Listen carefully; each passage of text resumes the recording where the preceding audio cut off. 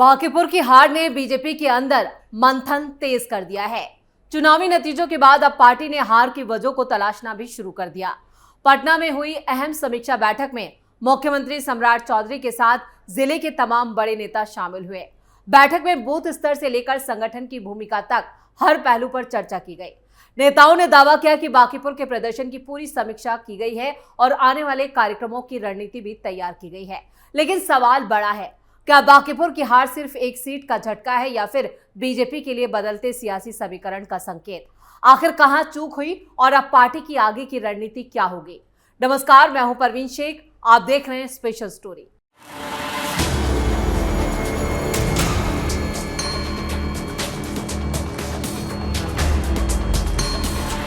बांकीपुर विधानसभा उपचुनाव में हार के बाद बिहार बीजेपी अब आत्ममंथन में जुट चुकी है। बुधवार को प्रदेश कार्यालय में करीब 2 घंटे तक चली अहम बैठक में मुख्यमंत्री सम्राट चौधरी, प्रदेश अध्यक्ष संजय सरावगी, मंत्री, सांसद, विधायक और कई सीनियर नेता शामिल हुए। बैठक का मकसद सिर्फ हार की समीक्षा करना नहीं, बल्कि ये समझना भी था कि आखिर पार्टी से कहां चूक हो गई। बीजेपी सूत्रों के मुताबिक बैठक में नेताओं में से एक एक करके फीडबैक लिया गया। समीक्षा के दौरान कई ऐसे मुद्दे भी सामने आए जिन्होंने चुनावी नतीजों को प्रभावित किया। सबसे बड़ी बात यह सामने आई कि चुनाव के दौरान विरोधियों ने कई मुद्दों पर अपना नैरेटिव मजबूत बना लिया, खासतौर से प्रशांत किशोर ने। लेकिन बीजेपी उसकी प्रभावी तरीके से काट नहीं ढूंढ पाई। नेताओं का मानना है कि इसका सीधा असर मतदाताओं पर पड़ा, जिसको लेकर बीजेपी नेताओं का बड़ा बयान सामने आया है। देखिए क्या कह रहे हैं बीजेपी के ये नेता। बांकीपुर चुनाव में हम पीछे रह गए, नहीं होते थे 30 वर्षों से। उन कमियों को जानेंगे। जनता की जो भावना थी, कार्यकर्ता ने उन बातों को रखा है, उन सब पर हमारी पार्टी, हमारा नेतृत्व विचार करेगा। और भविष्य में हमारी जनता, बांकीपुर की जनता हमारी है और हमारी ही रहेगी आगे। उसके पूरा ख्याल बांकीपुर की जनता का रखा जाएगा, उनकी पूरा सेवा की जाएगी। और फिर प्रशांत किशोर जी से हिसाब हर दिन पूछेंगे 3 महीने के बाद। कुत्ता बिल्ली वाले बयान का नैरेटिव पड़ा भारी। बैठक में इस बात पर खूब चर्चा हुई कि बीजेपी के किसी नेता ने यह नहीं कहा था कि बांकीपुर में पार्टी कुत्ता बिल्ली को भी टिकट दे देगी तो वो जीत जाएगा। लेकिन विरोधियों ने इसी बात को चुनावी मुद्दा बना दिया। बीजेपी नेताओं का मानना है कि पार्टी इस नैरेटिव का वक्त रहते मजबूती से जवाब नहीं दे पाई। राशन कार्ड और जमीन के मुद्दों पर नाराजगी। समीक्षा में यह भी सामने आया कि राशन कार्ड बनवाने में लोगों को हो रही परेशानियों का असर चुनाव पर पड़ा। इसके अलावा सैटेलाइट टाउनशिप के लिए किसानों की जमीन अधिग्रहण को लेकर भी कुछ इलाकों में नाराजगी थी। नेताओं का यह भी मानना है कि इन स्थानीय मुद्दों को गंभीरता से नहीं लिया था और इसी का ये यहाँ पे एक तरह से कि विपक्ष जो है था वो इस पर खेल गया। युवाओं की नाराजगी भी बनी हार की वजह। बैठक में नीट आंदोलन का भी जिक्र हुआ। नेताओं ने माना कि इस मुद्दे का असर खासकर युवाओं के बीच दिखाई दिया।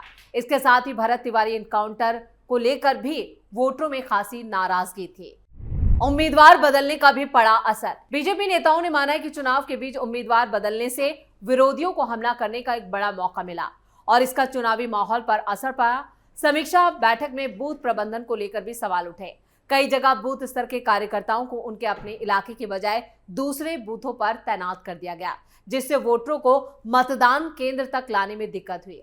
बैठक में मुख्यमंत्री सम्राट चौधरी ने कहा कि नीट आंदोलन के मामले में बिहार सरकार ने देश में सबसे पहले केस वापस लेने का फैसला किया था। उन्होंने कहा कि केंद्र और राज्य सरकार युवाओं की कई योजनाएं भी चला रही है। इन योजनाओं की जानकारी ज्यादा से ज्यादा तक लोगों तक पहुंचाए जाने के कई स्रोत जो है वो डेवलप किए गए हैं। उसके बावजूद बीजेपी उन लोगों तक नहीं पहुंच पाई। आगे की रणनीति क्या होगी? प्रदेश बीजेपी अध्यक्ष संजय सरावगी ने यह भी कहा कि हार से सबक लेना जरूरी है। जिन कारणों की पहचान हुई है उन पर तेजी से काम भी हो रहा है। उन्होंने नेताओं और कार्यकर्ताओं से सोशल मीडिया पर सक्रिय रहने और विरोधियों के हर मुद्दे का तथ्यों के साथ जवाब देने को कहा है। बीजेपी अब इस समीक्षा को आने वाले विधानसभा चुनाव की तैयारियों का आधार मान रही है। पार्टी का फोकस संगठन को और मजबूत करने, स्थानीय मुद्दों पर तेजी से काम करने और वोटरों से बेहतर बातचीत बनाने पर जोर रहेगा। इस प्रकार से वो आंदोलन बढ़ता चला गया, कोई चूक नहीं हुई है। हम लोग समीक्षा करने वाले नहीं हैं, हम लोग आगे से ताकत से बढ़ने वाले हैं।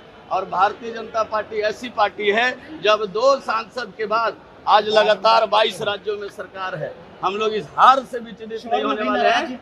आप लोगों से बता तो रहे हैं कि इस हार से कोई विचलित हम लोग होने वाले नहीं है, और तेजी से कमर कस करके और हम लोग आगे भी सेवा में बांकीपुर के लगेंगे। कोई परिवर्तन क्या देखना है? आप तो देख रहे हैं कि रूटीन बैठक, तिरंगा यात्रा, संत शिरोमणि रविदास, हम लोगों का कार्यक्रम 365 दिन चलता है, 24/7 चलता है, नियमित जनता के साथ संवाद करते हैं। बांकीपुर उपचुनाव में कार्यकर्ताओं का फीडबैक। समीक्षा बैठक में कार्यकर्ताओं ने बांकीपुर में हार को लेकर बड़ा फीडबैक भी दिया है। कार्यकर्ताओं ने बताया कि जन सुराज की तरफ से सोशल मीडिया पर फैलाई गई गलत फहमियों का भी बीजेपी ने सही जवाब नहीं दिया। यानी प्रशांत किशोर की तरफ से सोशल मीडिया को एक बड़ा हथियार की तरह इस्तेमाल किया गया, जहां पर फेक नैरेटिव चलाए गए जो बीजेपी के लिए नुकसानदायक हुए। वोट कम आया तभी तो चुनाव हारे होंगे ना। अगर चुनाव वोट सब हमको मिल ही जाता तो हम चुनाव थोड़े हारते। वोट कहीं ना कहीं कमी हुई है, उसी कमी के बारे में चर्चा कई स्तर पे होगी। कहाँ कमी है, बूथ स्तर पे चर्चा होगी, प्रखंड स्तर पे चर्चा होगी, शक्ति केंद्र वो चर्चा चलेगी। वो अनवरत प्रोसेस। कोई सरकार से नाराजगी का कोई विषय नहीं है। सरकार से लोग सहमत है। कहीं ना कहीं कुछ कहा कि गलत नैरेटिव है, इसको बात को कहा गया। अनंत सिंह ने भी कहा कि लोगों के बीच ये मैसेज उन्होंने कहा तो उनसे वो बताएंगे ना। अनंत सिंह से आप एनडीए के विधायक हैं। एनडीए के विधायक तो उन्होंने, मेरे को नहीं पता उन्होंने क्या कहा। आपको कहा होगा तो उनका अपना विचार है। हर व्यक्ति अपने विचार को देने में स्वतंत्र है। हर व्यक्ति अपने पब्लिक डोमेन में वो वीडियो आ चुका है। तो उन्होंने कहा कि उनका को बनाया गया, उनका व्यक्तिगत विचार है। हम लोग के नेतृत्व में पूरे सुशासन की सरकार चल रही है। सम्राट जी का नेतृत्व माननीय नीतीश कुमार जी ने ही उनको मुख्यमंत्री बनाया है, इसलिए सुशासन की सरकार है। सुशासन की सरकार चल रही है। बीजेपी की समीक्षा बैठक में उपचुनाव में जिम्मेदारी संभालने वाले नेताओं और कार्यकर्ताओं से फीडबैक भी लिया गया, जिसमें कार्यकर्ताओं ने फीडबैक देते हुए बताया कि जन सुराज की तरफ से यूट्यूब, फेसबुक, एक्स जैसे सोशल मीडिया प्लेटफॉर्म पर बांकीपुर उपचुनाव को लेकर बीजेपी के बारे में कई गलत जानकारियां फैलाई गई और इसका जवाब बीजेपी की तरफ से नहीं दिया गया। बैठक में हार की एक बड़ी वजह युवाओं का बीजेपी से दूर होना भी माना गया। इस वजह से पार्टी में आने वाले दिनों में ज्यादा से ज्यादा यूथ को जोड़ने और इस पर काम करने के लिए पार्टी नए प्लान पर काम करेगी और इस पर बड़ा फैसला भी लिया गया है। यानी अब यूथ जो है वो बीजेपी के टारगेट पर है। बिहार बीजेपी अध्यक्ष संजय सरावगी ने कहा कि प्रशांत किशोर ने गलत नैरेटिव सेट किया, झूठी बातों को यूट्यूब से फैलाया, जिसमें यह भी कहा गया कि बीजेपी के नेता कुत्ता बिल्ली जैसी बातों को कह रहे हैं, जबकि ऐसा नहीं था। बीजेपी प्रदेश अध्यक्ष संजय सरावगी ने कहा कि जन सुराज ने झूठ के बल पर चुनाव प्रचार किया और ये जीत हासिल की है। प्रदेश अध्यक्ष ने माना कि 7 अगस्त को पटना के गांधी मैदान के ज्ञान भवन में श्री गुरु रविदास की 650वीं जयंती के मौके पर समरसता संकल्प अभियान शुरू होगा। 10 से 15 अगस्त तक बीजेपी निकालेगी तिरंगा यात्रा। आजादी के अमृत महोत्सव के बाद देश भर में राष्ट्रभक्ति, राष्ट्रीय एकता को बढ़ावा देने के लिए अब बीजेपी तिरंगा अभियानों को आगे बढ़ाते हुए यूथ को अपने साथ जोड़ेगी। बीजेपी बिहार में भी बड़े स्तर पर तिरंगा यात्रा निकालने जा रही है। पार्टी ने स्वतंत्रता दिवस के मौके पर राज्य भर में कई कार्यक्रमों की लिस्ट तैयार की है। बीजेपी की तरफ से 10 अगस्त से 15 अगस्त तक तिरंगा यात्रा निकाली जाएगी, जिसमें पार्टी के बड़े नेता और कार्यकर्ता शामिल होंगे। बीजेपी बिहार की तिरंगा यात्रा की शुरुआत 10 अगस्त को पटना से करेगी और यात्रा का शुभारंभ पटना के जेपी गोलंबर से किया जाएगा और इसके बाद तिरंगा यात्रा जेपी गोलंबर से निकलकर कारगिल चौक तक पहुंचेगी और इसी दौरान बड़ी संख्या में पार्टी कार्यकर्ताओं के शामिल होने की भी संभावना है। यात्रा में मुख्यमंत्री सम्राट चौधरी, बीजेपी प्रदेश अध्यक्ष संजय सरावगी समेत पार्टी के कई सीनियर नेता मौजूद रहेंगे। बीजेपी का साफ कहना है कि तिरंगा यात्रा का मकसद लोगों में देशभक्ति की भावना को मजबूत करना और स्वतंत्रता संग्राम सेनानियों के योगदान को याद करना है। पार्टी इस अभियान के जरिए आम लोगों को राष्ट्रीय ध्वज के सम्मान और देश को लेकर जिम्मेदारी का संदेश देना चाहती है। जिलों में भी निकलेगी तिरंगा यात्रा। पटना में होने वाली मुख्य यात्रा के अलावा राज्य के सभी जिलों में बीजेपी तिरंगा यात्रा निकालेगी। पार्टी ने जिला स्तर से लेकर मंडल और पंचायत स्तर तक कार्यक्रमों की रूपरेखा तैयार कर ली है। बीजेपी कार्यकर्ता गांव-गांव और शहरों में जाकर तिरंगा लेकर लोगों के बीच पहुंचेंगे और राष्ट्रभक्ति का संदेश देंगे और इससे जो सबसे बड़ा फायदा होगा वो यूथ को पार्टी से जोड़ने का काम होगा।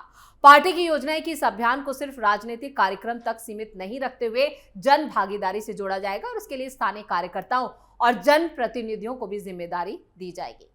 13 से 15 अगस्त तक चलेगा हर घर तिरंगा अभियान। तिरंगा यात्रा के साथ ही बीजेपी बिहार में हर घर तिरंगा अभियान चलाएगी और यह अभियान 13 अगस्त से शुरू होकर 15 अगस्त तक चलेगा।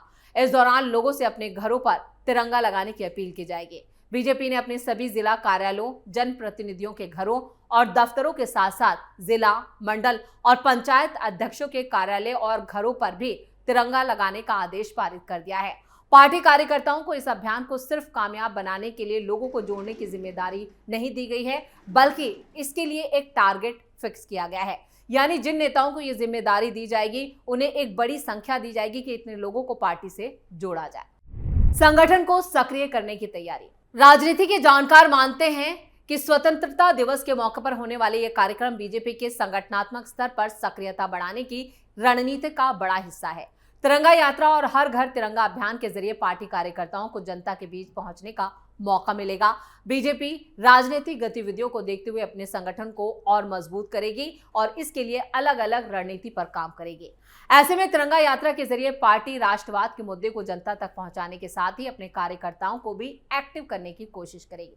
10 अगस्त से शुरू होने वाला यह अभियान 15 अगस्त तक चलेगा। अब देखना ये होगा कि बीजेपी की ये तिरंगा यात्रा बिहार में कितना बड़ा जनसंपर्क अभियान साबित होती है और कितनी संख्या में लोग इससे जुड़ते हैं। तो इसी के साथ स्पेशल स्टोरी में इतना ही। वीडियो कैसा लगा कमेंट करके अपनी राय जरूर दें। वीडियो को लाइक करें, शेयर करें और कैपिटल टीवी को सब्सक्राइब जरूर करें। धन्यवाद।